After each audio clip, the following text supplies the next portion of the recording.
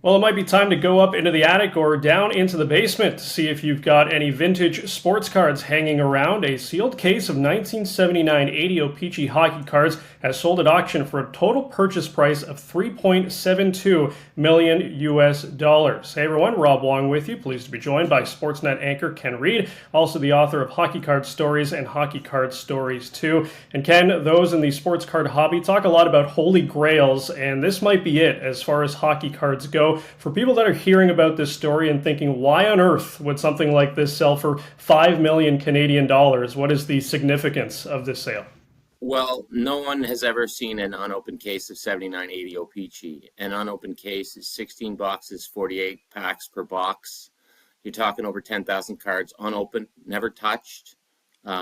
But I love it when sports transcends and when stories transcend. My wife's talking to me about this today, and she doesn't talk about hockey cards to me that much. So this is the only one of its kind. Every time something is sold for an astronomical price, people say, "Can you believe that?" I say yes, because it just keeps going up and it keeps going up. But yeah, this is one of one. Of course, the debate is what's the buyer going to do with it? Well, that's up to the buyer. But yeah, it's, I guess the reason it's such a cool story is it's got a story behind it. You know, an old collector had all these cases and his family discovered this box of 7980. They get it authenticated, and it's a wild story. I've seen boxes of 7980 before, but I've never heard of an entire unopened case. So that's what makes this so unique. So a lot of the new collectors like to use the old one of one. So as far as I can tell, this is one of one. It's the only one of its kind. Yeah, it really is remarkable that it's still in such pristine shape despite just hanging around in the basement for all of these years. So, as you said, we don't know what's going to happen here with the buyer or buyers, but let's say it was you. Are you ripping the boxes and searching for some Gretzky's, or are you keeping it sealed as sort of this monument, if you will? It depends how rich I am. Like if I've got if I got Tiger Woods money, I'm opening it because I've always wanted to open a pack of 7980 and search for a Gretzky, right? If the buyer bought it as an investment, the wise investment, one would think would be to leave it as is. It is the only one of its kind. If you, I mean, I've seen boxes of 7980. I remember a few years ago seeing it at 15, and then a couple shows ago seeing it at 40, and then it just disappeared. So if you're going to break it down to per pack, it's about 6,500 bucks per pack, which is wild. So if you're going to try to sell it per pack, I don't know how you could get people to line up at that price. But I think the wise investment move is to keep it unopened. But then again, I'm not the guy that paid $5 million for it. You buy it, you can do whatever the hell you want. There's a great video from a couple of years ago at the National of a guy buying a box of 7980, like a 48 count wax box, and opening it. And everyone's going, "You're insane. You just paid $50,000 for that." Well, if you pay the money for it, you can do whatever you want. That's what collecting's all about. So one would think the wise investment move would be to leave it unopened. It is the one of one, but when you buy something, you can do whatever you want with it.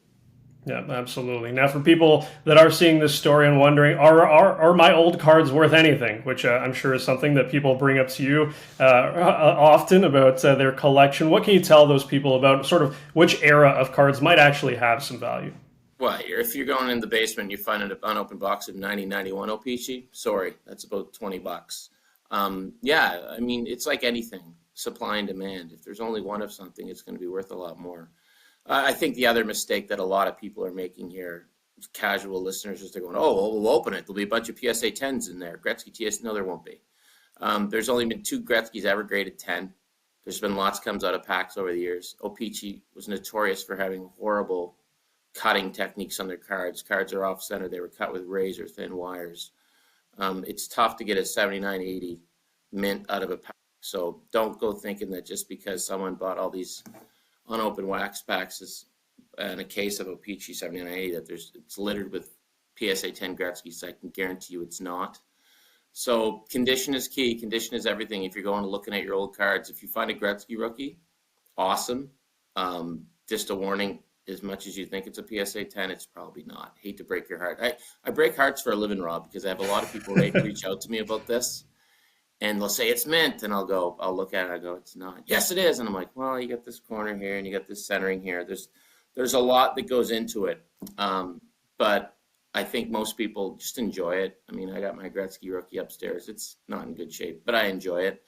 But you never know. There are treasures out there, which this story has shown us. I mean, It's not impossible. It's rare, but it's not impossible, obviously. And apparently the family that found this case, there are tons of other cases of 77, 78 baseball and stuff. So that's an awesome find. It's kind of what I always drive by houses and I go, I wonder what's in that attic. So there's stuff out there.